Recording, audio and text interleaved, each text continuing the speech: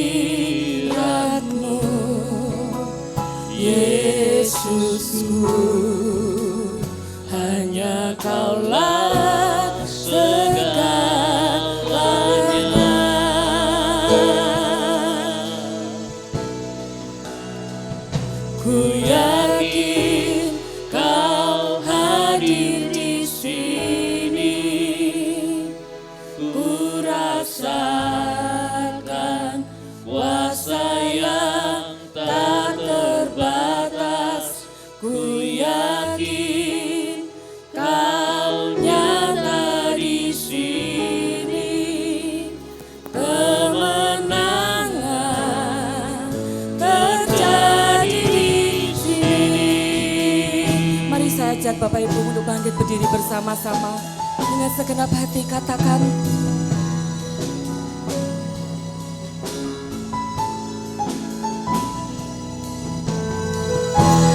ku menyembah dalam kudus hadirat-Mu,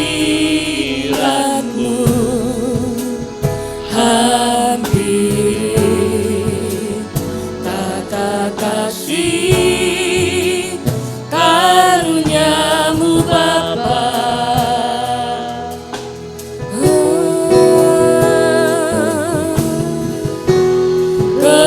Kekuatanku hanya dalam hadirat-Mu, Yesusku. Hanya Kaulah segalanya. Bersama-sama angkat hatimu, angkat suaramu, katakan bersama. Ku yakin Kau hadir di sini. Ku rasakan kuasa yang tak terbatas.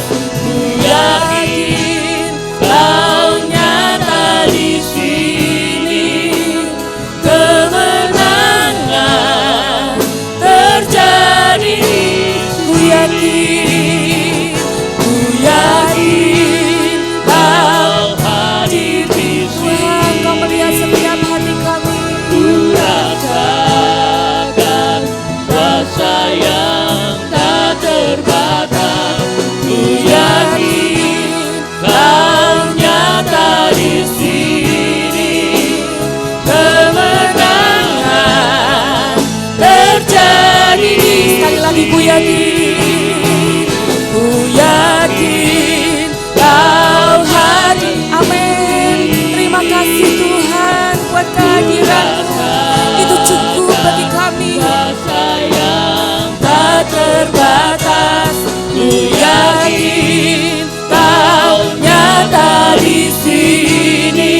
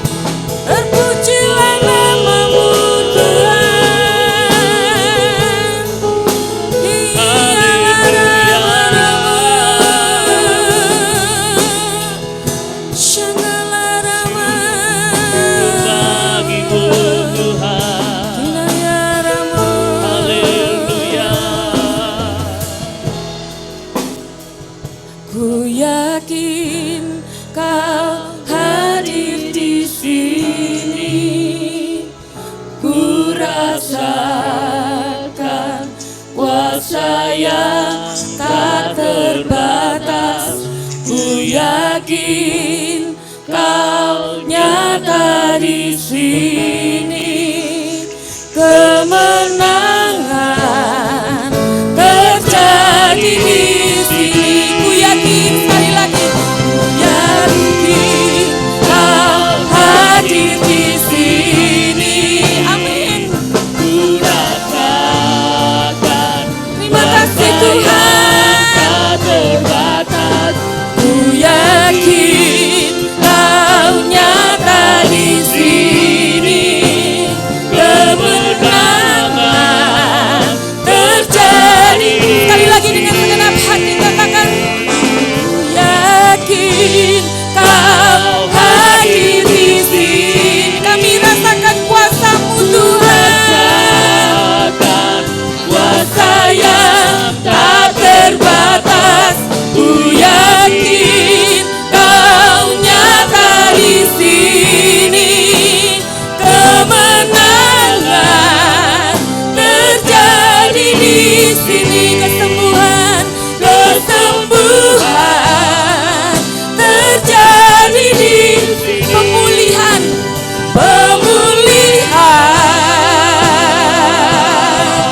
terjadi di sini.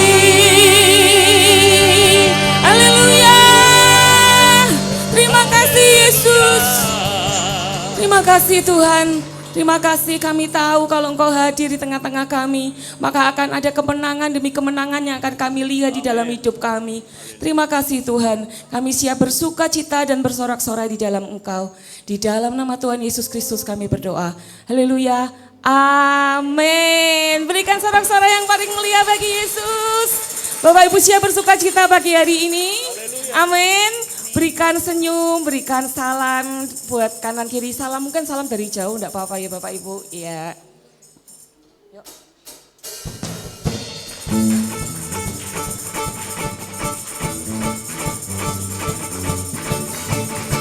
Mari bertepuk tangan bersama-sama.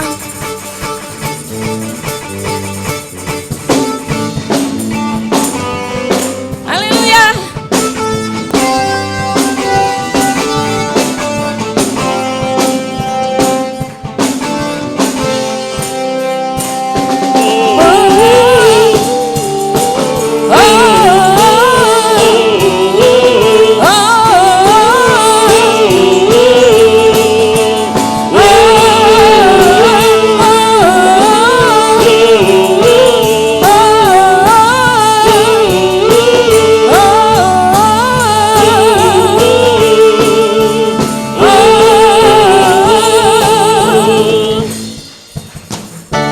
Besar anugerah-Mu, ajaib perbuatan-Mu, yang telah Kau nyatakan bagi diriku.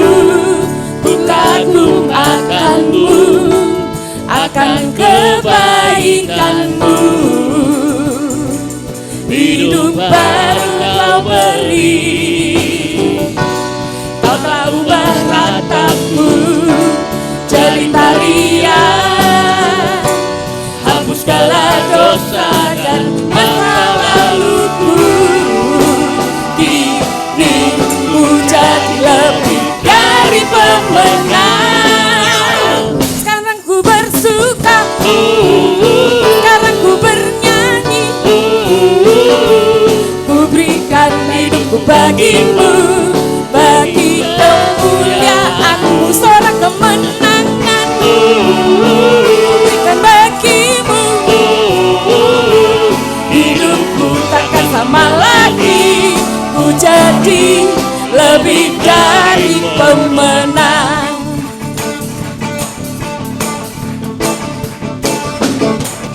Sama. Besar anugerah-Mu, ajaib perbuatan-Mu, yang telah Kau nyatakan bagi diriku. Amin. Ku kagum akan-Mu,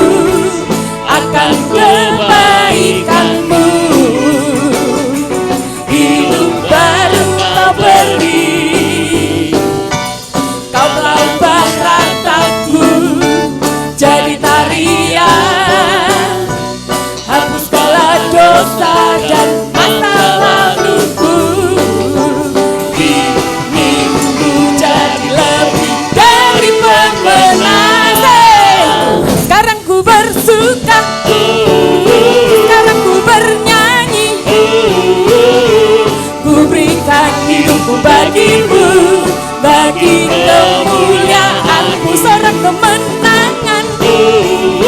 Kau berikan bagiku, hidupku takkan sama lagi.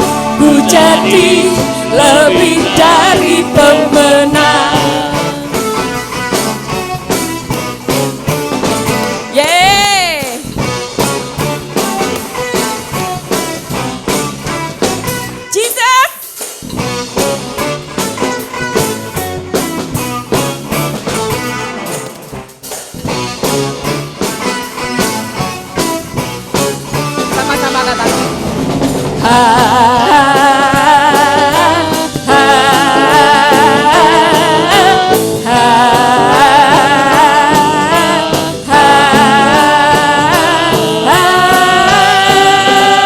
Sekarang ku bersuka, sekarang ku bernyanyi,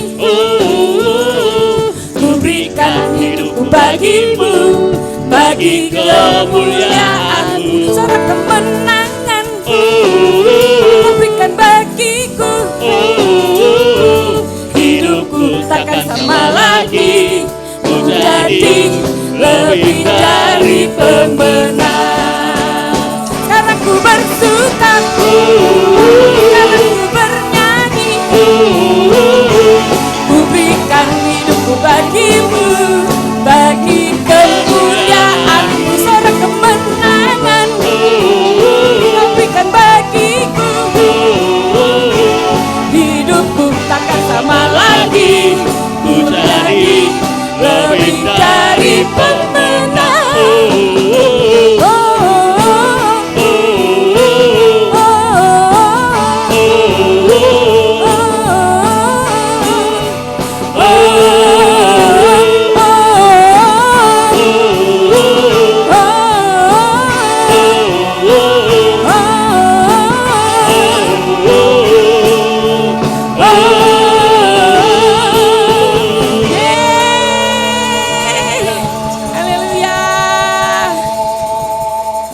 Silakan duduk kembali.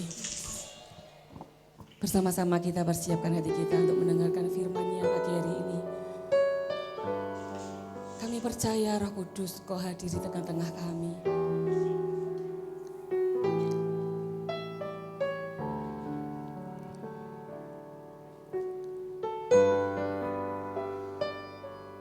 Oh, mengalirlah Allah Roh Kudus, menjamah setiap hati kami.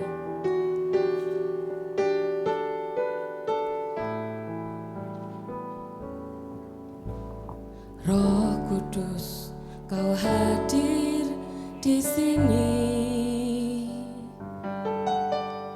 mengalir dalam pujian kami.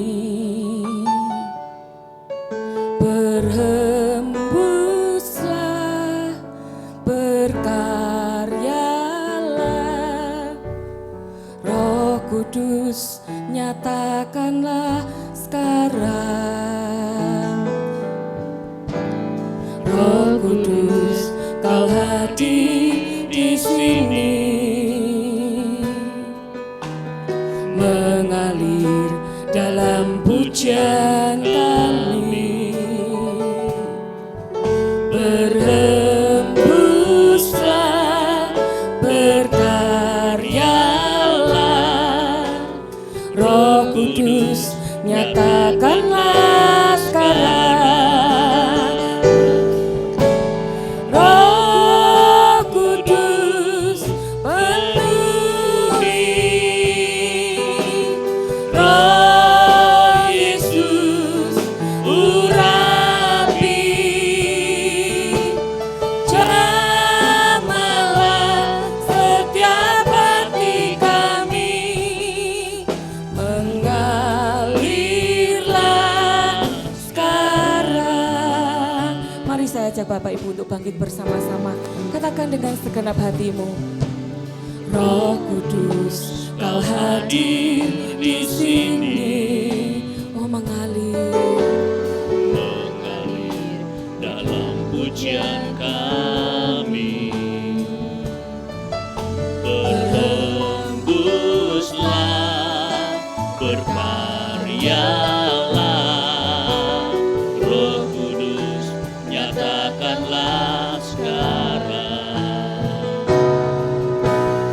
Roh Kudus, Kau hadir di sini, mengalir dalam pujian kami. Berhembuslah, berkaryalah, Roh Kudus, nyatakanlah sekarang.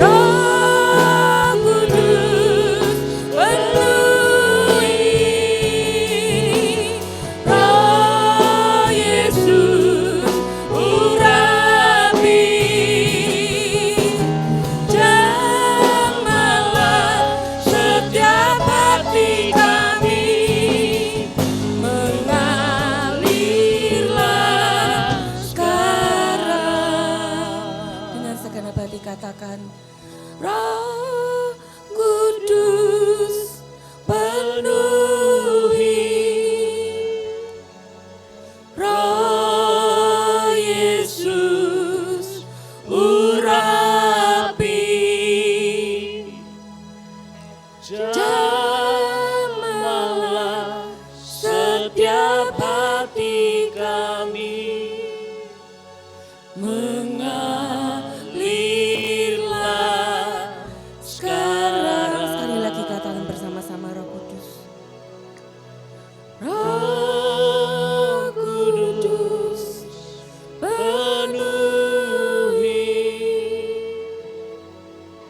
Roh Yesus urapi, jamahlah setiap hati kami, mengalirlah sekarang, mengalirlah sekarang, mengalirlah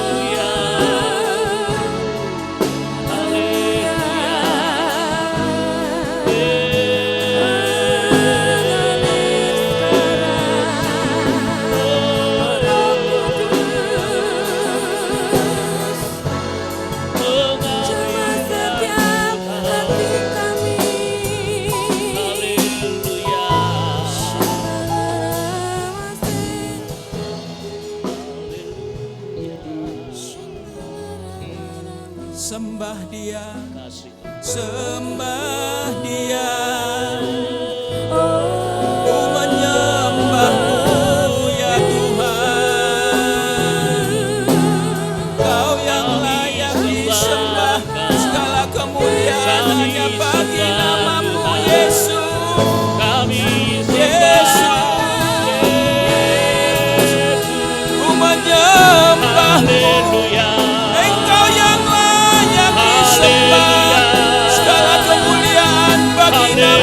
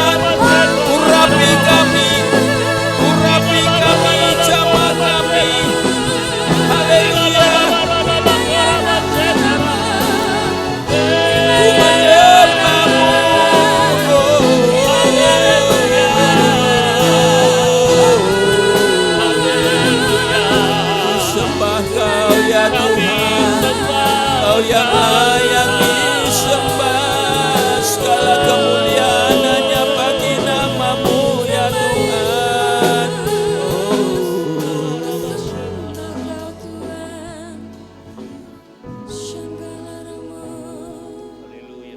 Terima kasih Tuhan. Aku tahu pagi hari ini Engkau ada bersama dengan kami. Amin. Firman-Mu berkata kalau ada 2-3 orang berkumpul dalam nama-Mu, Engkau ada bersama kami Tuhan. Pagi ini kami percaya Roh Kudus, Engkau sedang ada bersama dengan kami. Jamah setiap kami satu persatu Tuhan, tidak ada yang dilewatkan. Kami tidak mau ibadah pagi ini menjadi ibadah rutinitas, ibadah biasa-biasa saja, tidak Tuhan. Kami mau setiap ibadah pagi ini Tuhan, Engkau memberkati seluruh jemaat-Mu satu persatu. Kami mau dikenyangkan oleh kasih setia-Mu Tuhan. Kami tahu Engkau Allah yang hidup, Yesus yang hidup sekarang sampai selamanya.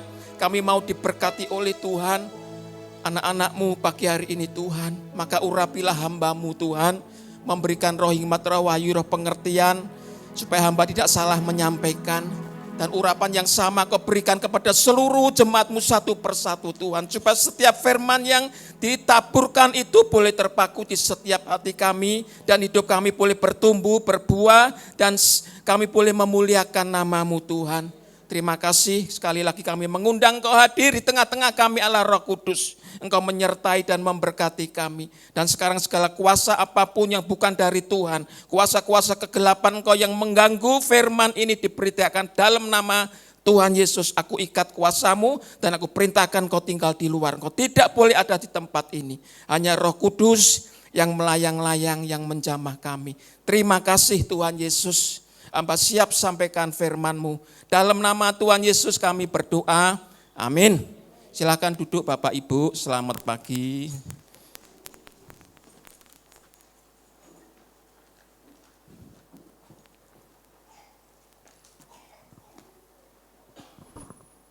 Ya Bapak Ibu yang dikasihi Tuhan,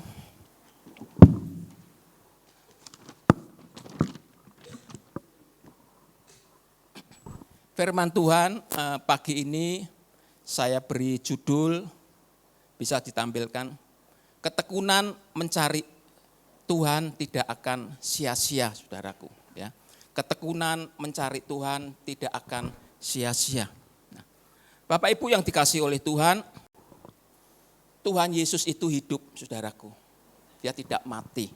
Walaupun sekarang kita tidak melihat secara fisik, ya secara jasmani Tuhan itu ada, tapi Tuhan itu hidup. Ya, Dia ada di surga, duduk di sebelah kanan Allah Bapa. Ya. Dia Allah yang hidup. Apa yang dikisahkan di Alkitab ini, saudaraku, ini bukan dongeng, saudaraku, bukan cerita khayal, bukan ya. Apa yang diceritakan di Alkitab ini adalah fakta. Ini kenyataan, saudaraku. Jadi Allah itu hidup, ya. Sudah para arkeolog ya, dia menemukan bukti-bukti yang ditulis di Alkitab ini, saudaraku. Jadi ini kisah nyata, ya, ini fakta, saudaraku, bukan karangan manusia. Allah itu hidup, Yesus kita itu hidup, maka perlakukanlah Tuhan kita itu sebagai pribadi yang hidup, saudaraku. Dia hidup, kita perlakukan dia sebagai Tuhan yang hidup. Maka kita harus setiap hari kita menyediakan waktu kita untuk bertemu dengan Tuhan setiap hari, saudaraku. Jangan seminggu sekali, setiap hari mungkin lewat doa saudara, entah pagi, siang, sore di rumah ya, atau membaca Alkitab, atau membaca buku-buku rohani dan lain sebagainya. Sediakan waktu kita untuk kita bertemu dengan Tuhan ya. Lalu bergaulah dengan orang-orang yang takut sama Tuhan. Karena ketika kita bergaul dengan orang-orang yang takut akan Tuhan, itu akan bisa membangun iman kita, sehingga iman kita ini bisa bertumbuh. Tapi kalau saudara bergaul dengan orang-orang yang tidak takut akan Tuhan, itu bisa melemahkan iman kita. Maka bergaulah dengan orang-orang yang takut akan Tuhan, itu bisa membuat iman kita ini semakin bertumbuh, saudaraku.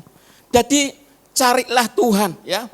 Ketika saudara mencari Tuhan, Allah yang hidup, saudara pasti akan menemukan Tuhan. Sebab ketekunan ketekunan mencari Tuhan itu tidak akan sia-sia. Saudara mencari Tuhan, di pagi hari ini saudara kan mencari Tuhan. Ngapain saudara enggak mencari Tuhan kan? Saudara bangun pagi-pagi ke gereja, ya, mandi bersih, pakai baju yang rapi, walaupun enggak baru tapi rajin. Beribadah, saudara kan mencari Tuhan. Dan ini saudara lakukan setiap minggu, ya, entah pagi, entah sore, ya. Ketekunanmu mencari Tuhan, ketekunanmu beribadah mencari Tuhan itu tidak akan sia-sia, saudaraku. Saudara bangun pagi-pagi ke gereja, ya, mengajak anakmu, ya, beribadah, ketekunanmu mencari Tuhan itu tidak akan sia-sia, ya. Pelayanan bagi Bapak Ibu, ya, mungkin anak-anak kita ya yang masih muda, Paskah itu masih muda sekali, paling umurnya baru 15 tahun, ya. Dia melayani Tuhan, pemain musik, gitar, drum, keyboard, ya, WL singer. Kalau engkau layani Tuhan dengan tekun, saudaraku, tidak akan pernah sia-sia. Anak-anakmu, ya, engkau ajarkan untuk mencari Tuhan, ya, pelayanan di tempat ini tidak akan pernah sia-sia, saudaraku. Persekutuan dengan Tuhan itu tidak akan pernah sia-sia. Alkitab berkata demikian, ya, di dalam 1 Korintus 15 ayat 58. Tidak akan pernah sia-sia. Ya, ibu-ibu yang di sini sering doa pagi, ya, jalan kaki dari sana sampai ke gereja, ada yang naik sepeda, ada yang naik Gojek, itu tidak akan pernah sia-sia. Sekalipun doa kita itu cuma ya itu aja, ya. Mungkin doa kita hanya sebentar lah, saudaraku, ya, itu tidak akan pernah sia-sia. Mungkin doa-doa kita belum dijawab sama Tuhan, ya. Kerinduan kita masih jauh sekali. Tapi apa yang saudara lakukan dengan tekun itu tidak akan pernah sia-sia. Ketika saudara beribadah, mencari Tuhan, melayani Tuhan di tempat di mana saudara tinggal, gerejamu itu dengan tekun, saudaraku, itu tidak pernah sia-sia, saudaraku.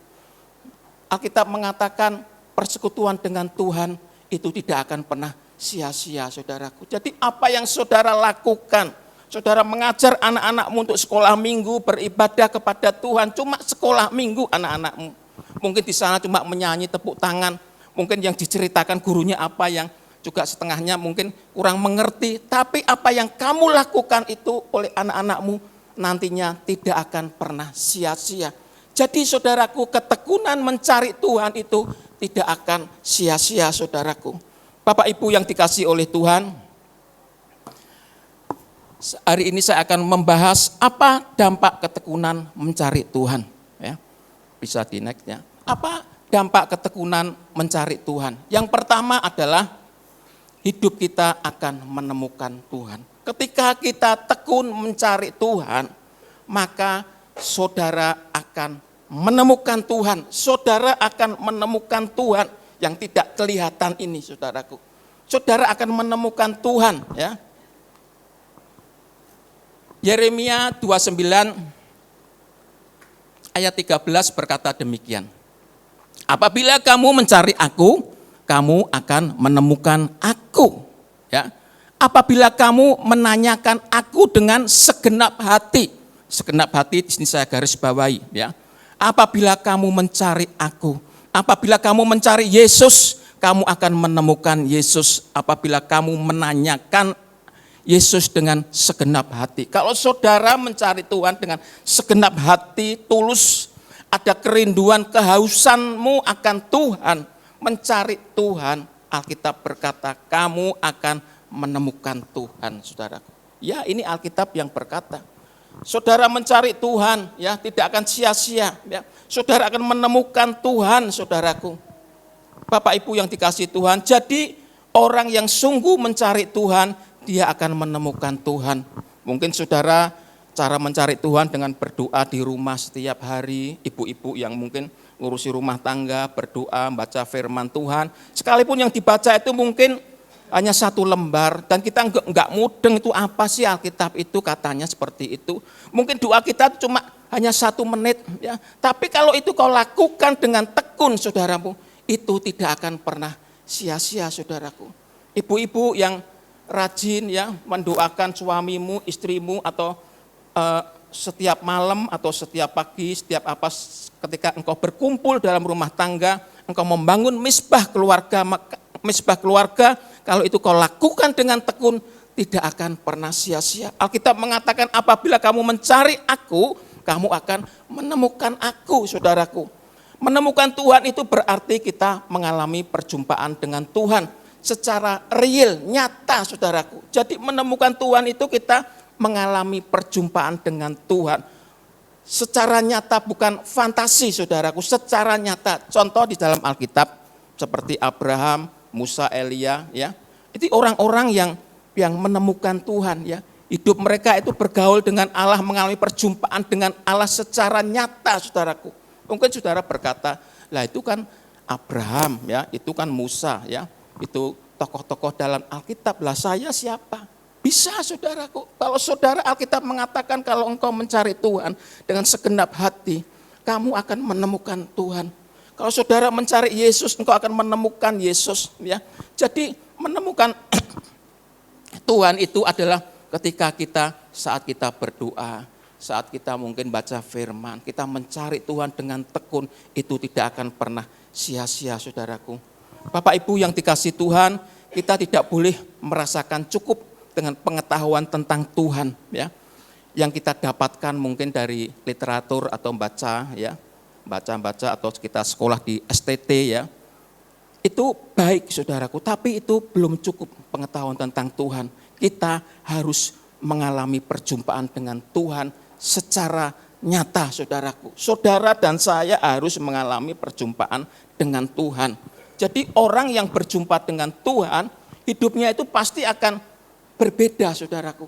Kalau saudara nanti mengalami perjumpaan dengan Tuhan, hidupmu pasti akan berbeda, ya. Kamu akan mengalami perjumpaan dengan Tuhan, wajahmu itu nanti akan beda, saudaramu. Wajahmu nanti akan memancarkan keindahan, ya. Bukan tambah cantik, tambah gagah, tidak, akan memancarkan satu keindahan, ya. Memancarkan keindahan, ya. Dan engkau akan, hidupmu akan jadi berkat, saudaraku. Siapapun kita, kalau kita mengalami perjumpaan dengan Tuhan, pasti hidup kita ini akan luar biasa. Dan tidak mungkin hidup kita ini dibuat Tuhan sampai terjadi terpuruk, saudaraku. Satu contoh di dalam Alkitab, di dalam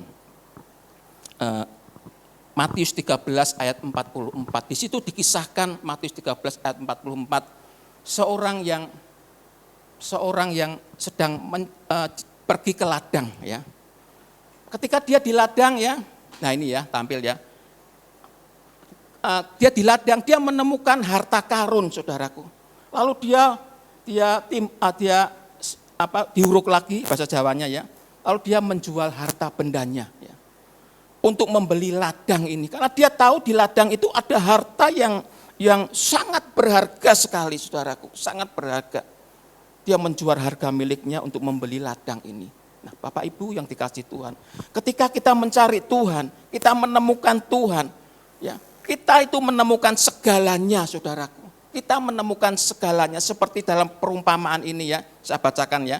Hal kerajaan sorga itu seumpama harta yang terpendam di ladang, yang ditemukan orang lalu dipendamnya lagi, oleh sebab sukacitanya pergilah ia menjual seluruh miliknya lalu membeli ladang itu. Jadi ada seorang pergi ke ladang menemukan harta karun. Wah, ini ada nilainya besar sekali ini, ya. Saya belilah, saya punya apa saya jual untuk memiliki ladang itu. Karena dia tahu bahwa yang dia dapatkan itu nilainya lebih besar. Ketika kita mencari Tuhan, Alkitab mengatakan kamu akan menemukan Tuhan. Menemukan Tuhan itu harta yang tidak ternilai harganya, ya. Saudara boleh memiliki kekayaan duniawi, uang, tabunganmu, rumah dan lain sebagainya. Tapi ketika engkau menemukan Yesus, engkau menemukan segalanya, saudaraku. Engkau menemukan segalanya di dalam hidupmu. Alkitab sudah memberikan contoh seorang yang di ladang menemukan harta karun, saudaraku. Maka Alkitab berkata, carilah Tuhan, ya, carilah Tuhan, maka kamu akan menemukan aku, saudaraku. Ketika kita menemukan Yesus, kita melebihi dari kita menemukan harta karun yang di dunia ini. Kita menemukan segala-galanya, ya. Kita boleh punya uang, ya, yang banyak, kerja menjadi kaya, ya, kerja menjadi kaya, saudaraku. Tapi apa artinya semua itu akhirnya juga akan kita tinggalkan, ya. Tapi kalau kita memiliki Yesus, itu sampai selama-lamanya. Itu harta yang tidak ternilai harganya. Maka mari saudaraku, saudara dan saya, ini firman bukan buat saudara, ya, buat saya juga. Kita mencari Tuhan sampai kita menemukan Yesus di dalam hidup kita. Kalau kita menemukan Yesus, maka ya hidup kita ini akan memancarkan keindahan. Ya, memancarkan keindahan artinya hidup kita akan senang, saudaraku. Karena aku menemukan Sang Pencipta, saudaraku. Aku menemukan Yesus, ya. Bukan hanya kita akan selamat nanti kalau kita mati, tapi hidup kita di bumi ini kita akan berjalan bersama Yesus, saudaraku. Sesulit apapun dunia berkata, kalau kita berjalan bersama Yesus tidak ada yang mustahil, saudaraku. Bapak Ibu yang dikasih Tuhan, percayalah akan firman Tuhan. Carilah Tuhan, maka kamu akan menemukan Tuhan, saudaraku. Ya. Apa artinya kita mencari segalanya di bumi ini kalau kita tidak menemukan Tuhan? Ya. Sia-sia, saudaraku. Semua apa yang kita miliki ini akan kita tinggalkan, saudara. Saudara pulang rumah, ingat punya rumah, punya mobil, punya sepeda motor, punya tabungan, punya anak, punya istri, semuanya. Tapi kalau kita tidak memiliki Tuhan, percuma, saudaraku. Alkitab mengatakan 80 tahun hidup kita. Tapi di kekekalan itu selama-lamanya, saudaraku. Kita mencari Tuhan, kita akan menemukan Yesus, saudaraku. Itu segala-galanya, ya. Sebagai aplikasinya, saudaraku, ya, ajakannya bisa tampilkan. Nah, ajakannya, ya, alamilah perjumpaan dengan Tuhan. Perjumpaan dengan Tuhan, hidup kita ini akan memancarkan keindahan, kesucian, dan jadi berkat. Jadi ketika kita mencari Tuhan, kita menemukan Yesus, hidup kita ini akan memancarkan keindahan, bukan tambah cantik, tambah ganteng, tidak, akan memancarkan sukacita seperti perumpamaan tadi yang pergi ke ladang menemukan harta karun. Senang dia, wah ada harta karun banyak sekali, ya. Dia senang. Demikian kalau kita sampai menemukan Yesus di dalam hidup kita, kita akan senang. Pikiran kita ini, wajah kita ini akan memancarkan keindahan. Ya, hidup kita ini akan jadi berkat buat banyak orang, saudaraku. Ya, camkan firman Tuhan ini, saudaraku, ya. Cari Yesus, engkau akan menemukan Yesus. Itu melebihi dari harta karun yang ada di bumi. Seberapa banyak uangmu, hartamu, ya, ketika engkau menemukan Tuhan, ya, itu engkau menemukan segala-galanya. Hartamu tidak apa-apanya dengan Yesus, ya. Satu hari engkau tinggalkan, ya. Satu hari ketika engkau menutup mata, semua akan engkau tinggalkan. Tetapi ketika engkau menemukan Yesus, itu sampai di kekekalan, saudaraku. Ya, cari Tuhan, kamu akan menemukan Tuhan. Saudara dan saya cari Tuhan sampai ketemu. Dan Alkitab menjamin kalau kamu mencari aku, kamu akan menemukan aku. Itu janji firman Tuhan, saudaraku, ya. Lalu yang berikut di poin yang kedua. Apa dampak ketekunan mencari Tuhan? Yang kedua, hidup kita akan berharga di mata Tuhan. Kalau kita mencari Tuhan dengan sungguh-sungguh, maka hidup kita ini akan berharga di mata Tuhan. Ya, nanti kita baca di ayatnya, ya, nanti aja, ya. Banyak orang berkata hidup yang berharga atau hidup yang bernilai ini kalau kita menjadi kaya, saudaraku, ya. Kalau kita bekerja menjadi kaya, kita menjadi berharga. Nah, kalau kita bertemu dengan teman kita, ya, teman lama kita, sudah lama enggak ketemu, gimana kabarnya misalkan, ya. Sekarang kamu kerja di mana, anakmu berapa? Kalau mereka mulai cerita-cerita, kemudian mereka menyimpulkan, wah, kamu sekarang sukses, ya. Kamu sekarang menjadi sukses, menjadi kaya. Nah, maka orang mulai mengacungkan jempolnya, wah, kamu hebat, kamu luar biasa. Ya, orang itu akan mendapatkan pujian, saudaraku. Luar biasa, kamu hebat, ya. Biasanya seperti itu, ya. Sebagian besar orang berkata seperti itu, ya. Kita punya rumah, punya mobil yang mewah, ya. Mereka akan mengatakan kamu luar biasa. Nah, menurut mereka hidup yang bernilai atau yang berharga itu yang seperti itu. Apakah Tuhan seperti itu? Tidak, saudaraku. Tuhan tidak seperti itu. Hidup yang bernilai atau yang berharga di mata Tuhan kalau kita ada di jalannya Tuhan, saudaraku. Kalau kita ada di jalannya Tuhan, maka hidup kita ini akan berharga di hadapan Tuhan, saudaraku. Ketika kita tinggal di dalam Tuhan dan Tuhan tinggal di dalam kita, ya. Di dalam kita itu hidup yang paling berharga. Seperti pokok anggur, saudaraku. Hidupku bukan aku lagi, tetapi Kristus yang hidup di dalam aku. Kita menjadi serupa dengan Tuhan, itu hidup yang berharga di mata Tuhan. Ya. Kekayaanmu tidak berarti bagi Tuhan. Ketika Tuhan melihat hatimu, ya, engkau ada di jalan-jalannya Tuhan. Tuhan memandang orang ini berharga di mataku. Ya. Tuhan tidak memperhatikan kekayaanmu. Bukan berarti kita tidak boleh kaya, boleh. Tuhan boleh kalau bisa kamu kerja yang menjadi kaya raya. Tapi itu tidak jaminan berharga di mata Tuhan.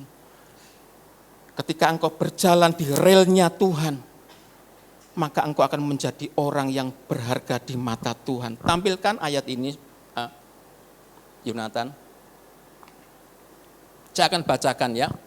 Karena kuasa ilahinya telah menganugerahkan kepada kita segala sesuatu yang berguna untuk hidup yang saleh oleh pengenalan kita akan Dia yang telah memanggil kita oleh kuasanya yang mulia dan ajaib. Berikut, dengan jalan itu ia telah menganugerahkan kepada kita janji-janji yang berharga dan yang sangat besar, supaya olehnya kamu boleh mengambil bagian dalam kodrat ilahi dan luput dari hawa nafsu duniawi yang membinasakan dunia. Wah, luar biasa ayat ini, saudaraku ya. Memang agak sulit untuk dijelaskan, tapi sekilas saya baca ini ayat ini luar biasa. Inilah hidup yang bernilai di hadapan Tuhan. Ya, kalau kita ya berkodrat ilahi, ya, kita berjalan di jalannya Tuhan, ya, ini berharga di mata Tuhan. Bapak Ibu yang dikasihi Tuhan, satu kisah yang menarik di dalam Alkitab ya. Saudara ini sering mendengar ceritanya di Lukas 12 ya, tentang orang kaya yang bodoh ya. Orang kaya yang bodoh ini dia tidak salah, saudaraku ya. Dia bekerja menjadi kaya, tentunya namanya orang kaya, dia hidupnya pasti beda dengan orang miskin kan ya. Makanya pasti yang nikmat ya, semua dia apa yang dia inginkan, semua keturutan semua namanya orang kaya ya. Dia enggak salah, kita bekerja jadi kaya pun tidak salah, kalau bisa kita bekerja menjadi kaya. Ya. Tapi yang menjadi kesalahan orang kaya ini ketika dia hidup di bumi, dia tidak mencari Tuhan. Sehingga dia tidak berharga di mata Tuhan. Nah, satu hari orang kaya ini mati, ya tidak perlu saya bacakan, ini panjang sekali, nanti waktunya habis ya. Dia mati, ternyata dia miskin di hadapan Allah. Ternyata dia tidak punya apa-apa di bumi, memang dia kaya, iya. Wah, tetangganya, temannya mengacungkan jempol, kamu kaya hebat. Ya, kamu bernilai, kamu berharga ya. Tapi ketika mati ternyata orang kaya ini miskin di hadapan Tuhan, saudaraku. Dia tidak pernah mencari Tuhan ya. Maka orang yang berharga di hadapan Tuhan bukan kekayaan kita ya, bukan jerih payah kita ketika kita berprestasi bisa mengumpulkan harta sebanyak-banyak, tidak. Ketika hidupmu ada di jalannya Tuhan, itu yang membuat hidupmu akan berharga di mata Tuhan, saudaraku. Orang kaya ini dia nyesel, tapi sudah terlambat ya. Itulah akibatnya kalau orang yang tidak kaya di hadapan Tuhan ya. Tampilkan aja di ayat yang terakhir, Lukas 12 ayat 21. Lukas 12 ayat 21. Orang kaya ini dia menyesal, saudaraku ya. Karena dia ternyata miskin di hadapan Tuhan. Lukas 12 ayat 21. Nah, demikianlah jadinya dengan orang yang mengumpulkan harta bagi dirinya sendiri, kalau ia tidak kaya di hadapan Allah, dia menyesal, saudaraku. Maka firman pagi ini menjelaskan supaya kita kaya di hadapan Tuhan, ya. Kita bisa kaya di hadapan Tuhan, saudaraku. Maka kita harus berjalan di relnya Tuhan. Itulah yang membuat hidup kita berharga di mata Tuhan, saudaraku. Bapak Ibu yang dikasihi oleh Tuhan, sehebat apapun saudaraku ya, manusia ini sekolah menjadi pandai, bekerja bisa menjadi kaya. Sekaya apapun kita, sehebat apapun, akhirnya semua manusia kan ya mati, saudara. Saudara pernah melihat ya, ada orang kaya yang enggak bisa mati? Semua mati ya. Orang kaya semua mati. Saudara lihat orang-orang yang terhormat, orang yang punya kedudukan di dalam pemerintahannya, orang-orang besar ya, presiden atau raja atau apa ya. Ya, akhirnya kan mereka juga mati juga, saudaraku. Jadi sekaya apapun, sehebat apapun semua manusia juga akhirnya juga mati juga. Dan hidup kita ini akan berharga di mata Tuhan kalau ya kita ada di jalannya Tuhan. Kalau saudara dan saya hidup ini di bumi ini ada di jalannya Tuhan, kita akan menjadi berharga di mata Tuhan, bahkan sampai mati pun Alkitab berkata kita tetap berharga di mata Tuhan. Tampilkan ya, Mazmur 116 ayat 15, tampilkan. Mazmur 116 ayat 15 ya. Sampai mati kita tetap berharga di mata Tuhan. Berharga di mata Tuhan, kematian semua orang yang dikasihinya. Ini adalah orang-orang yang selama dia hidup berjalan di jalannya Tuhan. Sampai dia mati Tuhan berkata, ya, engkau tetap berharga di mataku. Luar biasa kan? Ya. Ya. Kita punya segalanya, satu hari kita tinggalkan nih saudaraku. Saudara boleh mengumpulkan harta seoke-oke saudara, menjadi kaya, ya tidak puas kaya lagi. Tidak salah, Tuhan juga tidak melarang kita. Tapi kalau kita tidak berharga di mata Tuhan, ya, kita tidak akan ada pernah bersama dengan Tuhan saudaraku. Ketika kita hidup di bumi ini berjalan di relnya Tuhan, berjalan bersama Tuhan, sampai mati Alkitab berkata, berharga di mata Tuhan kematian semua orang yang dikasihinya. Ini orang-orang yang hidupnya berjalan bersama Tuhan. Maka saudaraku, ketekunan kita mencari Tuhan itu tidak akan pernah sia-sia. Ya, ibadahmu sekarang ini tidak akan pernah sia-sia. Mungkin saudara beribadah ya seperti besok begini lagi, ya begini lagi. Tidak sia-sia saudaraku. Apa yang kamu lakukan, persekutuan dengan Tuhan, jeripayamu itu tidak akan pernah sia-sia, kata Alkitab seperti itu. Ya. Anak-anakmu yang melayani di mimbar sini main musik ya, keyboard, drum atau singer ya, atau gitar atau apalah saudaraku ya, atau mungkin terima tamu yang tidak bisa kan terima tamu, asyir saudaraku. Itu enggak sia-sia kalau kamu lakukan dengan tekun, tidak akan pernah sia-sia. Mata Tuhan itu menjelajahi seluruh bumi setiap pagi dan memberkati kepada siapa saja yang sungguh-sungguh mencari Dia. Tuhan itu tidak pernah menutup matanya, menyembunyikan tangannya buat saudara yang sungguh-sungguh mencari Dia. Jerih payahmu itu tidak akan pernah sia-sia. Ketekunanmu mencari Tuhan tidak akan pernah sia-sia, saudaraku. Ada satu kisah cerita yang sangat menarik, ini saya senang sekali. Tentang Sakyus, saudara pernah cerita ya, ini di anak sekolah minggu tentang Sakyus. Sakyus ini kan pemungut cukai kerjaannya, ya di mata mereka Sakyus ini orang jahat, namanya meres orang itu kan jahat, saudara, bukan orang baik kan.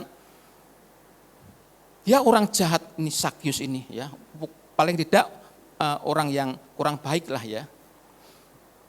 Tapi ketika Sakyus ini berjumpa dengan Yesus saudaraku, dia berubah. Seperti dia menemukan harta karun yang tidak ternilai harganya.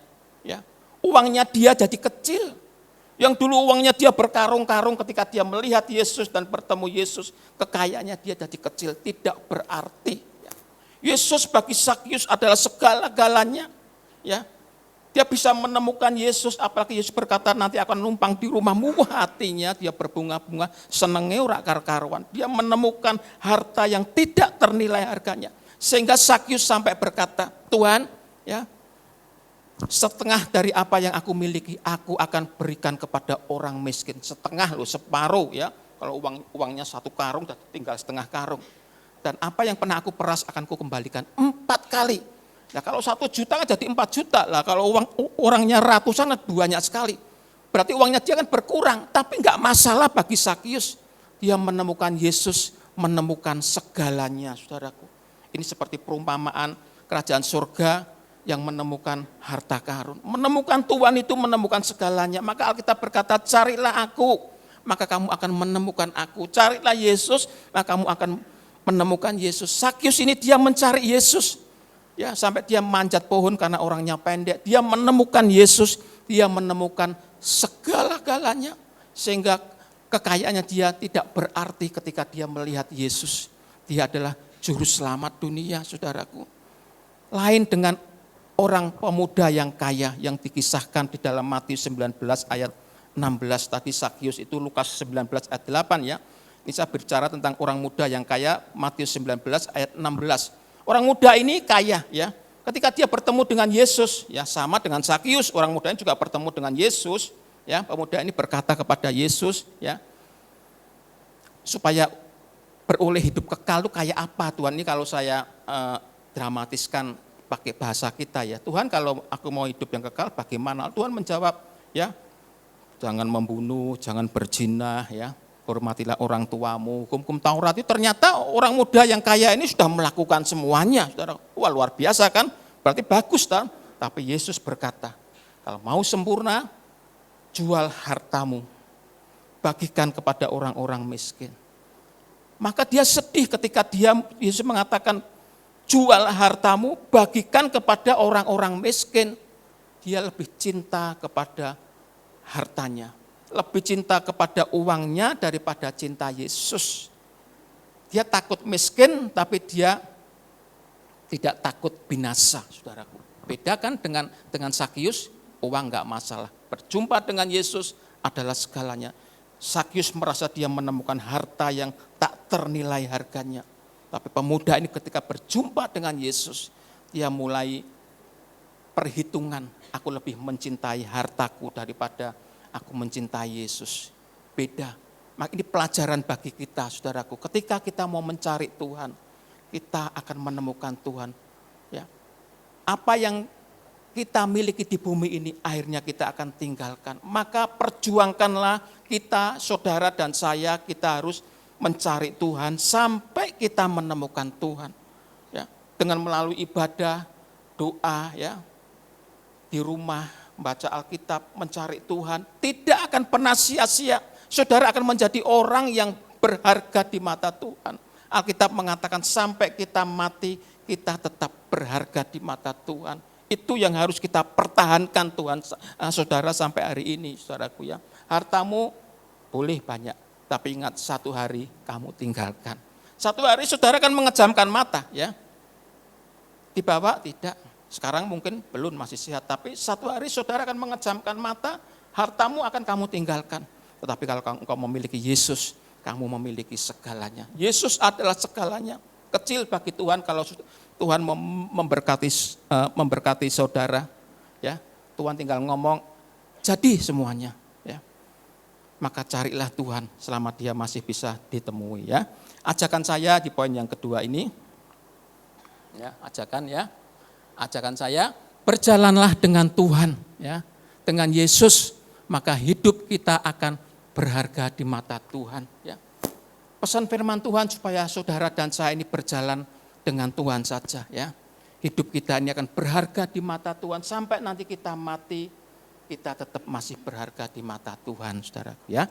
Lalu yang ketiga, ya, yang terakhir, ya, ketiga, ya.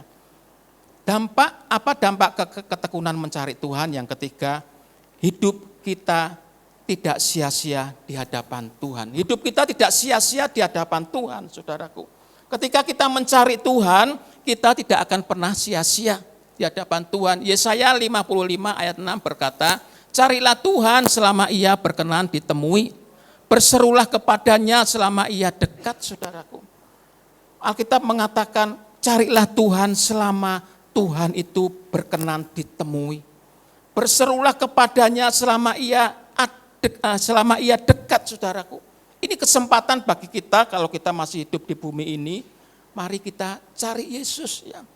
Mumpung Tuhan itu masih berkenan kepada kita. Jangan nanti kalau kita sudah tua, sudah sakit-sakitan, kita berjanji, nanti kalau aku sudah sembuh, aku mau pelayanan, aku mau ke gereja, aku mau cari Tuhan. Terlambat, saudaraku, tidak bisa. Ya. Kita masih sehat ini, kita cari Tuhan. Sampai menemukan Tuhan, itu harta yang tak ternilai harganya loh, saudara. Sakyus saja berani naruhkan semua kekayaannya, tak kasih ke orang miskin semuanya, tak bagi-bagikan. Yesus lebih berharga. Ya, tapi orang pemuda yang kaya itu, dia menganggap Yesus itu kecil. Itu binasa, saudaraku. Orang yang seperti itu. Ya. Bapak Ibu yang dikasih oleh Tuhan, kalau kita mencari Tuhan dengan sungguh-sungguh, ya, maka kita akan menemukan Tuhan. Carilah Tuhan selama ia berkenan ditemui. berserulah kepadanya selama ia dekat. Ayat ini menjelaskan kalau kita mencari Tuhan, kita akan menemukan Tuhan. Dan ia tidak akan membuat orang mencari Tuhan menjadi sia-sia. Tidak mungkin saudara mencari Tuhan terus menjadi sia-sia, tidak mungkin. Tuhan tidak seperti itu. Tuhan akan menyatakan diri kepada orang-orang yang sungguh-sungguh mencari Dia. Yesus itu hidup. Ketika kita mencari Tuhan, Tuhan akan menyatakan kepada saudara bahwa Dia Allah yang hidup, Allah yang peduli, Allah yang mengerti segala persoalan kita. Dia hidup ya. Kalau kita mencari Tuhan, maka ketika kita bertekun mencari Tuhan dengan sungguh-sungguh, dengan seperti ibadah ya, saudara berdoa setiap hari ya, saudara tidak akan pernah sia-sia. Memang kadang saudaraku ya, kadang terasa keadaan kita ini seakan-akan sama dengan mereka yang tidak mencari Tuhan dengan sungguh-sungguh. Saudara pernah merasakan toh? Lah aku setiap minggu pergi ke gereja, doa ya, baca Alkitab ya lah. Mereka itu orang ngopo-ngopo kayak kelihatannya sama ya. Kelihatannya juga sehat-sehat saja. Pernah enggak sudah berpikir sampai di situ ya? Kadang-kadang kita bisa seperti lah. Mereka itu nek lunga gereja nek sakarepe dhewe. Nek dia mau ya. Karena dia merasa berkelimpahan kan? Kalau dia mau ya. Nah kok sama aja dengan aku yang mencari Tuhan setiap hari, rasanya kok sama. Kadang-kadang kita bisa berpikir seperti itu. Nah kalau kita berpikir seperti itu, ini bisa melemahkan iman kita saudaraku ya. Dan berpotensi membuat kita ini tawar hati saudaraku. Nah itu tidak cari Tuhan, mereka gemuk-gemuk sehat-sehat ya, sepertinya diberkati. Bisa itu berpotensi untuk membuat kita tawar hati saudaraku. Bapak Ibu yang dikasih Tuhan, bahkan banyak orang yang bertekun mencari Tuhan, namun seakan-akan keadaannya yang tidak bertekun mencari Tuhan, seakan-akan keadaannya baik saja. Mereka enggak ke gereja, ya ke gereja kalau dia mau, ya apalagi baca Alkitab, boro-boro baca Alkitab ya, berdoa juga dia kalau dia mau. Tapi keadaannya baik-baik itu Pak, mereka juga sehat-sehat. Mungkin saudara pernah menjumpai orang-orang yang demikian. Nah ini bisa membuat kita tawar hati. Sedangkan yang sungguh-sungguh saya mencari Tuhan, ya enggak beda itu, biasa-biasa aja. Kadang-kadang kita bisa berpikir sampai di situ saudaraku. Ya. Sehingga menimbulkan pertanyaan untuk apa saya setekun mencari Tuhan. Ya. Orang lain tidak setekun itu juga baik-baik saja. Kadang-kadang bisa berpikir sampai di situ. Ingat kisah di dalam Pemazmur 73. Ya. Pemazmur 73 ini mengisahkan tentang ada orang fasik dan orang yang tulus. Orang yang fasik ini, orang fasik itu orang yang tidak takut sama Tuhan, yang mengabaikan perintah-perintah Tuhan, itu orang fasik ya. Di Alkitab Pemazmur 73 diceritakan pemazmur ini, orang fasik ini gemuk-gemuk sehat-sehat, saudaraku ya, gemuk-gemuk sehat-sehat ya. Sepertinya dia tidak kekurangan, ini orang fasik ya, orang tidak takut sama Tuhan. Tapi orang yang tulus hatinya, dia malah disertai dengan penderitaan. Pemazmur ini jadi bingung ya, jadi bingung melihat hal yang seperti itu, ya bingung melihat kemujuran orang-orang fasik, kok ya bisa ya. Awalnya seperti itu saudaraku, awalnya ya. Orang fasik kok gemuk-gemuk, sehat-sehat, orang yang tulus disertai dengan penderitaan ya. Kadang-kadang kita juga pernah melihat berpikir seperti itu, lah aku rajin lu ngomong gereja kok. Lah mengenangine wae lah mereka sing lunga gereja sak karepe dhewe kok ketok ya ora apa-apa sehat-sehat gemuk-gemuk. Kadang-kadang kita bisa berpikir sampai di situ dan itu bisa melemahkan iman kita dan membuat kita bisa tawar hati. Persis kejadian itu yang diceritakan di Pemazmur. Tetapi kalau kita lihat ayat yang selanjutnya ya. Pemazmur berkata, orang fasik itu akan ditaruh Tuhan di tempat-tempat yang licin, yang mudah terjatuh, saudaraku. Iya kan? Mudah terjatuh, tidak sebenarnya ketika kita bertekun mencari Tuhan, saudara mencari Tuhan, tidak akan pernah sia-sia saudaraku. Saudara ibadah seperti ini, tidak sia-sia ya. Sepertinya kayak rutinitas, ngono wae balik gereja paling engkau ya seperti itu. Tidak sia-sia. Anak-anakmu yang saudara latih untuk melayani di mimbar ini, tidak akan pernah sia-sia. Mungkin sudah cuma jadi asyir tok jaga pintu, modal senyum aja ya. Sekarang nggak bisa senyumnya tutupi pakai masker ya. Modal gitu aja lah. Itu nggak akan pernah sia-sia saudaraku. Saudara jadi WL, jadi singer. Tidak akan pernah sia-sia saudara mencari Tuhan. Persekutuan dengan Tuhan, jerih payahmu itu tidak akan pernah sia-sia. Itu kata firman Tuhan, tidak akan sia-sia. Saudaraku, Bapak Ibu yang dikasihi oleh Tuhan, walaupun orang di sekitar kita bertekun seperti kita, seakan-akan keadaannya bahkan sama, bahkan melebihi dari mereka, saudaraku. Saya katakan, jerih payahmu itu tidak akan pernah sia-sia. Tuhan sedang menguji kita. Kalau kita mencari Tuhan, ya, sepertinya kok sama aja mereka yang tidak mencari Tuhan. Tuhan sedang menguji saudara-saudaraku. Tuhan sedang menguji saudara, setiakah kamu kepadaku? Ketika kau melihat orang-orang fasik sepertinya bergelimpangan harta, sehat-sehat, gemuk-gemuk, tapi kamu disertai dengan penderitaan. Masihkah engkau setia kepadaku? Ya. Itu kira-kira seperti itu yang bisa saya terjemahkan, saudaraku, ya, dalam pemazmur ini, ya. Walaupun akhirnya Tuhan berkata, Alkitab berkata, orang fasik itu akhirnya ditaruh di tempat-tempat yang licin, yang mudah terjatuh. Berarti apa yang kita lakukan selama ini untuk Tuhan tidak akan pernah sia-sia, saudaraku. Bapak Ibu yang dikasih Tuhan, sebagai kesimpulan, saudaraku, ya, kesimpulan bisa ditampilkan, ya. Ajakan dulu, ya, ajakan. Carilah Tuhan, ketekunan mencari Tuhan itu tidak sia-sia. Ya. Saudara mencari Tuhan tidak akan pernah sia-sia. Ya, ingat kata-kata ini, saudara melayani Tuhan tidak akan pernah sia-sia. Ya, sia-sia, ya. Kesimpulan. Dampak ketekunan mencari Tuhan, satu, hidup kita akan menemukan Tuhan. Ketika kita menemukan Tuhan, kita menemukan segalanya melebihi dari harta karun yang ada di bumi ini. Kita menemukan Yesus, seperti ingat cerita Sakius ini. Ketika dia berjumpa dengan Yesus, harta bendanya menjadi kecil. Sampai dia berkata, separuh Tuhan tak bagikan sama orang miskin. 4 kali tak kasihkan pada orang yang telah aku peras. Hartanya menjadi kecil. Tuhan yang menjadi besar. Tuhan berharga, ya. Jadi hidup kita akan menemukan Tuhan. Ketika kita tekun mencari Tuhan, saudara dan saya akan menemukan Tuhan. Cari Tuhan, saudaraku. Ini buat saya, bukan buat saudara, firman ini. Kita cari Tuhan sampai menemukan Tuhan. Tuhan itu harta yang tidak terhingga, saudaraku, sampai di kekekalan. Lalu yang kedua, hidup kita akan berharga di mata Tuhan. Sampai kita mati, Alkitab berkata, berharga di mata Tuhan kematian semua orang yang dikasihinya. Ya. Adalah sia-sia kalau akhirnya kita mati, kita ditolak oleh Tuhan. Tapi selama kita hidup di bumi ini, kita mengutamakan Tuhan, hidup di jalannya Tuhan. Alkitab berkata, berharga di mata Tuhan kematian semua orang yang dikasihi. Artinya apa? Artinya selama kita hidup di bumi, ya, kita tidak sia-sia sampai kita mati tetap dimiliki oleh Tuhan. Lalu yang ketiga, kesimpulan yang ketiga, hidup kita tidak sia-sia di hadapan Tuhan. Percayalah, apa yang saudara lakukan di bumi ini tidak akan pernah sia-sia. Jerih payahmu mencari Tuhan itu tidak akan pernah sia-sia. Lalu yang terakhir sekali, ya. Next. Terakhir, ya.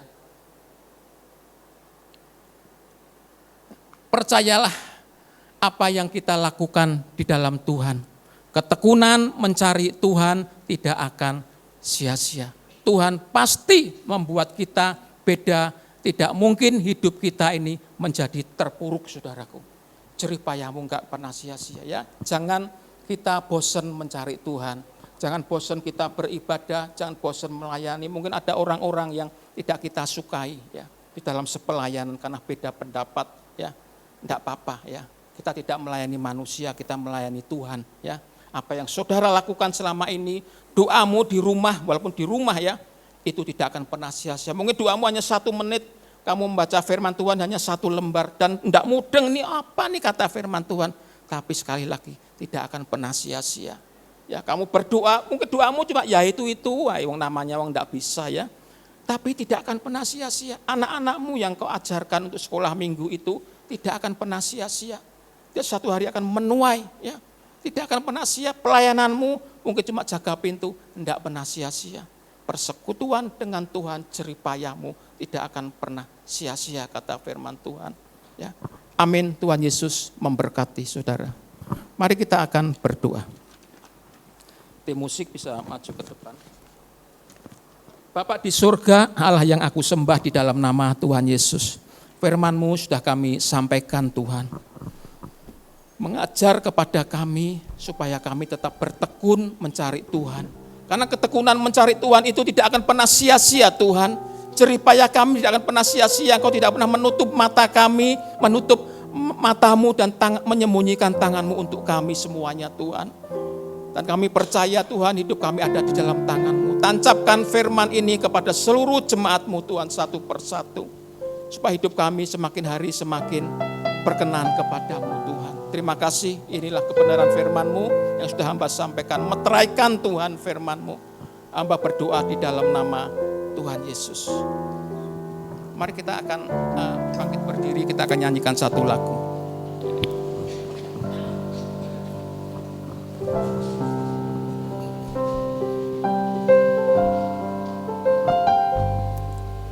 Tuhan tak Pernah janji langit selalu biru, tetapi Dia berjanji selalu menyertai. Tuhan tak pernah janji jalan selalu rata, tetapi Dia berjanji berikan kekuatan. Jangan pernah menyerah, jangan berputus asa. Mujizat Tuhan ada saat hati menyembah. Jangan pernah menyerah, jangan berputus asa. Mujizat Tuhan ada bagi yang setia dan percaya. Ya, silakan duduk Bapak Ibu. Ini ada kesaksian yang disampaikan oleh Bapak Agung Indra. Bapak Ibu bisa simak kesaksian ini luar biasa, bisa memberkati kita semuanya. Mari silahkan Bapak. Shalom Bapak Ibu kasih Tuhan. Selamat pagi. Haleluya. Bapak Ibu, kesaksian ini sebetulnya kemarin sudah saya saksikan waktu di SPY ya. Waktu ada SPY barusan kemarin. Ya ini saya saksikan lagi Bapak Ibu ya. Mungkin yang sudah mendengar lagi. Kita ini kan baru saja melewati bulan puasa. Kira-kira ya hampir 1 bulan yang lalu ya. Terus lebaran Bapak Ibu ya. Nah, setiap kali lebaran kan pasti yang kerja di perusahaan pasti kan senang Bapak Ibu ya. Setiap kali lebaran itu berarti ada THR Bapak Ibu ya. Pasti mengharapkan THR, senang pasti sukacita THR, nanti bisa beli baju, bisa jalan-jalan. Itu setiap tahun ya. Tapi kalau buat saya setiap kali THR itu saya sedih Bapak Ibu. Saya susah Bapak Ibu. Setiap tahun. Karena saya yang harus bayar THR-nya. Nah ini kemarin ya Bapak Ibu ya. Nah itu makanya setiap mau lebaran sudah mulai puasa itu sebelumnya. Pokoknya kalau saya kan bekerja di bangunan ya, saya bersama dengan tukang-tukang ya, ada staf-staf juga ya. Itu setiap kali mereka kan mesti ngobrol, wah mau puasa gitu ya. Wah itu sudah langsung, ingat saya langsung ingat. Oh ya mau.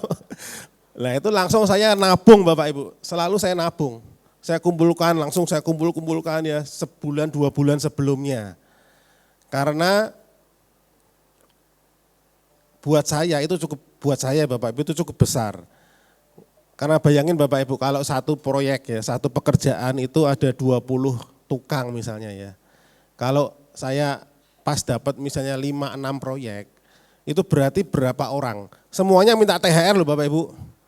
Semua minta kalau tukang. Lah belum staf-staf karyawan saya. Itu kan semua harus dikasih THR semua. Kalau tidak dikasih THR marah Bapak Ibu. Jadi sebulan 2 bulan, istri saya juga tahu itu ya. Sebulan 2 bulan saya mesti ngumpulkan dulu. Kumpulkan sambil berdoa ya. Kumpulkan, tabung-tabung. Nah, terus sudah Bapak Ibu, ternyata bisa Bapak Ibu. Wah, saya bisa ngumpulkan, cukup lumayan. Akhirnya saya senang juga ya, wah, puji Tuhan saya bisa bayar nih. Saya kumpulkan ini buat 3 hal Bapak Ibu. Buat THR, lalu buat saya liburan. Saya mau liburan juga Bapak Ibu ya. Tapi saya liburan dekat-dekat di Surabaya aja. Waktu itu kemarin saya bilang sama Pak Gembala saya mau liburan ke Surabaya. Nah, satu lagi buat dana persiapan setelah masuk kerja. Setelah masuk kerja kan saya harus ada dana untuk supaya proyeknya bisa jalan lagi. Ya. Nah, sudah saya kumpulkan cukup lumayan Bapak Ibu. Akhirnya tiba hari THR. Datang satu-satu ya, saya bayar satu-satu. Saya bayar. Ternyata tinggal yang saya perkirakan masih cukup untuk liburan dan untuk nanti kerja. Ternyata tinggal sedikit sekali Bapak Ibu. Malah habis, tinggal sedikit. Ya belum habis, tinggal sedikit sekali. Nah, karena apa? Karena orang-orang yang THR ini minta lebih Bapak Ibu. Ada yang, Pak, saya kurang Pak. Anak saya butuh ini Pak, gini-gini. Oh ya wes, tak kasih ya toh. Terus Pak, katanya Pak Agung mau ngasih bonus. Saya lupa Bapak, biasa nak bonus kan lupa ya Bapak Ibu. Katanya Pak Agung mau kasih bonus. Kapan toh ngomong? Ya pokoknya pernah Pak. Ya wes. Itu bro semuanya kayak wes rata-rata Bapak Ibu sehingga uang kami tinggal sedikit Bapak Ibu. Benar, untuk liburan aja mungkin kurang Bapak Ibu. Bayangin Bapak. Aduh gimana nih. Ya pokoknya saya mau nabur dulu Bapak Ibu ya. Nah, akhirnya terpaksa saya ngutang sama istri saya. Sudah biasa ngutang tapi sama istri biasanya. Ngutang sama istri, sudah kita liburan, sudah jalan-jalan, sudah hilang. Pikiran yang susah-susah sudah hilang, liburan senang-senang Bapak Ibu ya. Lalu mulai kerja lagi ya, tanggal 2. Mulai kerja, uangnya sudah enggak punya toh Bapak Ibu. Sudah enggak uang nih gimana nih buat jalan, bekerja. Nah itu luar biasanya. Itu kan tanggal 2 saya mulai kerja ya. Tanggal 1 ibadah di tempat ini, Bapak Gembala menyampaikan firman Tuhan. Saya nangkep satu hal yang buat saya itu sangat masuk sekali dan saya ingat terus Bapak Ibu. Pokoknya buat saya itu luar biasa menurut saya ya. Bapak Gembala ngomong gini Bapak Ibu. Orang yang setia sama Tuhan, apakah mungkin tidak ditolong sama Tuhan? Orang yang setia sama Tuhan, orang yang sungguh-sungguh mau setia sama Tuhan, pasti ditolong sama Tuhan. Seperti tadi ya firman Tuhan ya, Bapak Ibu. Ketekunanmu mencari Tuhan tidak sia-sia. Amin Bapak Ibu. Nah, biasanya sih saya sudah sering ditolong Tuhan Bapak Ibu. Bapak Ibu juga pasti juga lah, yang setia pasti sering ditolong Tuhan ya, pasti ya. Tapi Tuhan tuh nolongnya seringnya itu ngepas waktunya, bener enggak? Ya toh. Makanya yang dulu-dulu kalau saya sering ditolong Tuhan sudah sering banget Bapak Ibu. Tapi deg-degan, soalnya ngepas waktunya. Deg-degan wah iso lagi, deg-degan pada waktunya ditolong. Tapi kalau kali ini Bapak Ibu, kemarin tanggal 2 itu saya masuk, karena tanggal 1 Bapak Gembala nyampaikan firman Tuhan itu. Orang yang setia pasti ditolong Tuhan. Apakah mungkin orang yang setia sama Tuhan tidak ditolong Tuhan? Di situ saya mantap Bapak Ibu. Wah pasti saya ditolong Tuhan. Saya tidak deg-degan lagi, saya mantap. Saya percaya pasti ditolong Tuhan. Nah, pada waktu saya mulai kerja tanggal 2 itu, mulai kerja, saya ada tagihan-tagihan yang saya mulai nagih lagi ya, nagih orang, nagih klien. Tapi tagihan yang bisa saya tagih itu yang tagihan yang kecil-kecil. Tagihan yang besar itu belum bisa saya tagih, belum wayai nagih Bapak Ibu. Nah, karena saya setiap hari Sabtu itu harus bayar tukang. Yang cukup lumayan banyak juga Bapak Ibu, setiap Sabtu ya. Ini kan masih hari Senin, masih kerja, wah masih Sabtu. Saya bisa nagih yang kecil-kecil saya tagih untuk bisa operasional jalan, perusahaannya jalan. Nanti kan masih Sabtu ya, tapi saya sebenarnya sudah tidak ada pikiran untuk nagih siapa lagi karena belum wayai Bapak Ibu. Nanti Sabtu itu bagaimana saya juga belum tahu. Karena yang sudah saya tabung itu sudah habis, Bu. Harusnya itu untuk bayar nanti hari Sabtu juga. Itu sudah tidak ada dana, tidak ada uang sama sekali, Bapak. Padahal cukup banyak ya yang harus saya bayar. Nah, tapi saya tidak deg-degan Bapak Ibu. Karena saya percaya firman Tuhan, ya dan amin. Amin Bapak Ibu. Saya percaya Tuhan pasti nolong nanti hari Sabtu, pasti. Jadi saya tidak takut kali itu loh. Baru kali ini saya tidak takut Bapak Ibu. Biasanya itu saya selalu deg-degan biasanya. Tapi ini enggak. Nah, Senin, Selasa, Rabu, Kamis, saya hanya bisa nagih kecil-kecil. Ya pokoknya buat muter aja. Nanti Sabtu bagaimana belum tahu. Padahal hari Sabtu itu ada SPY. Makanya kan saya kesaksian di SPY. Itu saya melayani di SPY. Saya diminta untuk mengajar di SPY. Nah, hari Rabu, Kamis itu belum ada, saya belum punya dana untuk bayar hari Sabtu. Hari Sabtu saya harus bayar orang, saya belum punya. Hari Jumat pagi belum ada. Tapi saya percaya, saya tetap tidak deg-degan, Bapak. Saya tidak tahu kok saya bisa tenang. Saya percaya pokoknya besok pasti bisa lah. Ya Tuhan pasti nolong karena orang yang setia sama Tuhan tidak mungkin tidak ditolong sama Tuhan. Amin Bapak Ibu. Pasti ditolong Tuhan. Ketekunan kita pasti Tuhan itu tidak sia-sia kalau kita mencari Tuhan. Saya berdoa aja, saya tiap hari berdoa, saya percaya Tuhan mesti nolong. Nah, terus Jumat malam Bapak Ibu, benar Bapak Ibu, Jumat malam saya ditransfer orang, Jumat malam saya ditransfer orang, padahal saya tidak nagih ya, karena belum wayai, tidak enak kalau kita pengusaha, tak kasih tahu bocoran Bapak Ibu ya. Pengusaha saya wira swasta ya, bukan kerja sama orang, saya kerja sendiri. Kalau kita kerja sendiri, kalau nagih belum wayai, itu tidak enak Bapak Ibu. Sungkan dipikir kita tidak punya duit, padahal memang tidak punya Bapak Ibu. Dipikir wah tidak bonafit, gitu. Belum wayai nagih tidak enak, saya sungkan.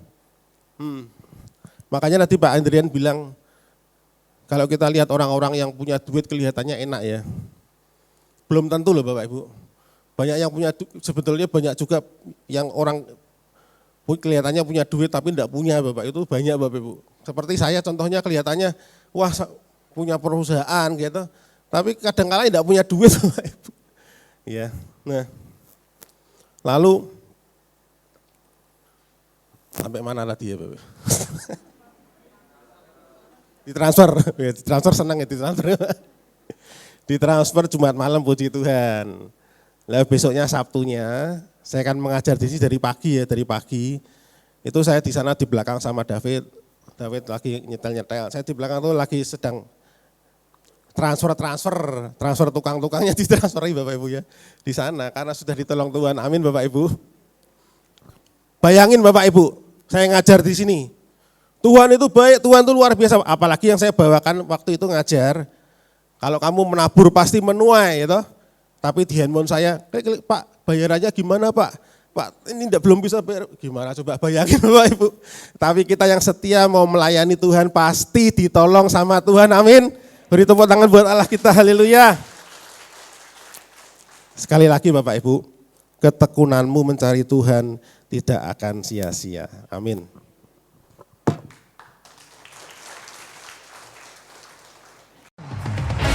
Mari kita bangkit berdiri bersama-sama malam hari ini. Rayakan kemenangan yang Tuhan sediakan bagi setiap kita.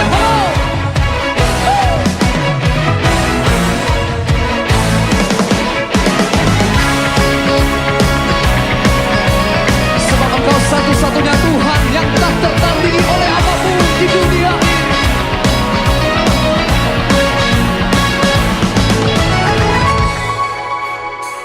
Pada siapa kau bandingkan perbuatannya yang heran? Tak ada kerajaannya yang terbesar, tak akan tergoyahkan. Semua musuh pun gemetar mendengar namamu Tuhan, seorang kemenangan. Sungguh tak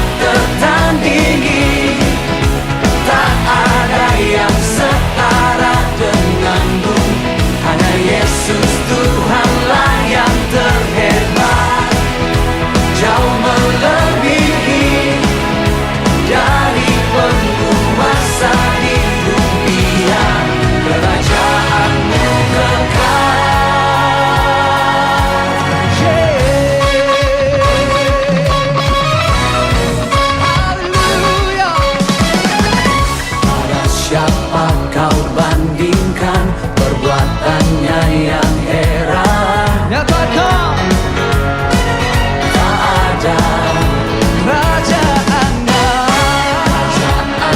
yang terbesar, tak akan tergoyahkan. Semua musuh pun gemetar,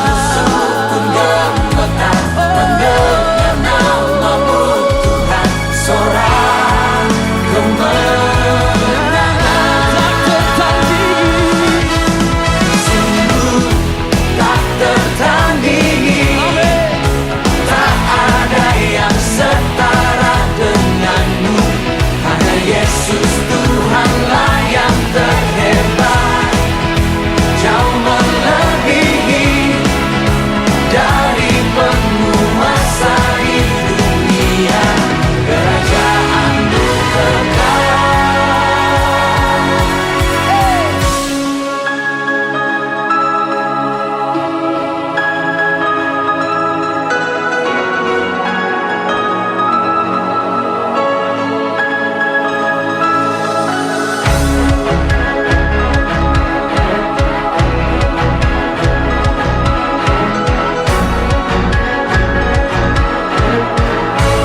Everybody make some noise, yeah.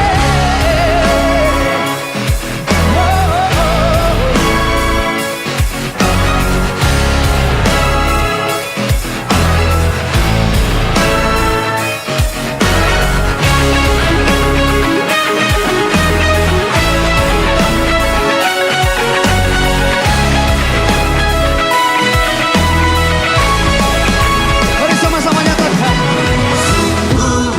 tak tertandingi, tak ada yang setara denganmu, hanya Yesus Tuhanlah yang terhebat, jauh melebihi dari penguasa di dunia, kerajaanmu kekal. Tak tertandingi, tak ada yang setara denganmu, hanya Yesus Tuhanlah yang terhebat, jauh melebihi dari penguasa di dunia, kerajaanmu kekal.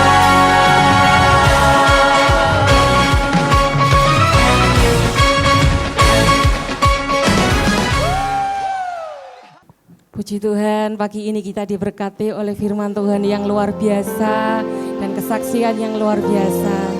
Pada kesempatan ini Bapak Ibu, saya juga ingin bertanya, atau adakah Bapak Ibu yang pertama kali hadir di tempat ini? Oh, puji Tuhan, ada seorang ibu di situ, ada seorang saudari. Selamat datang. Oh, ada juga di sebelah sana. Selamat datang. Kami rindu untuk bisa beribadah pada minggu-minggu ke depannya. Bapak Ibu, saudaraku yang dikasihi Tuhan, setiap minggu kedua kita akan bacakan pengakuan iman. Tapi sebelum kami bacakan pengakuan iman, ada pesan dari Bapak Gembala Gustaf, ya, supaya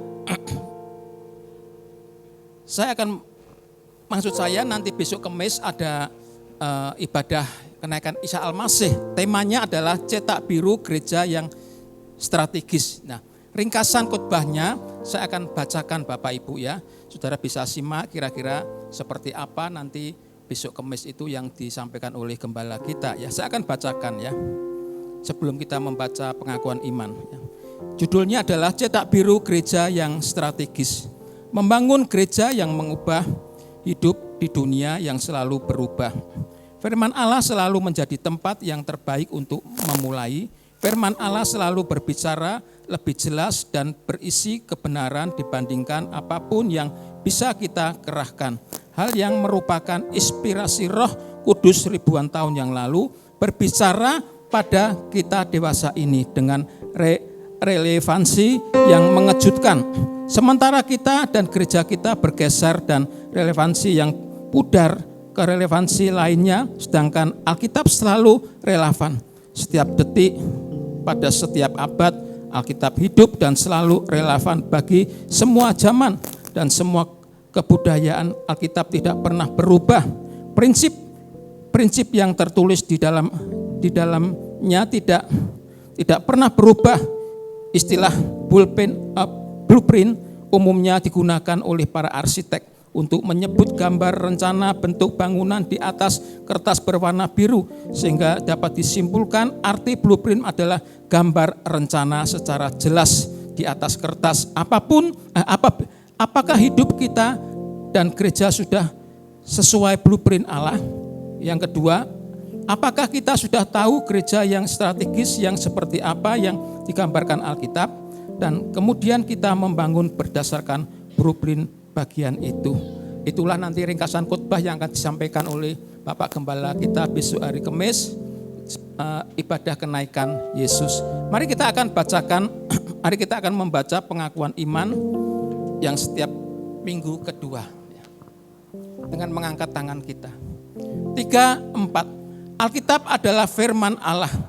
Allah yang Esa itu Tritunggal adanya. Yesus yang lahir, mati, bangkit, naik ke surga adalah juru selamat pengantar kita dan raja segala raja. Manusia berdosa harus bertobat dan beriman agar diampuni, dibenarkan dan dilahirkan baru, lalu dibaptis secara selam dan hidup suci.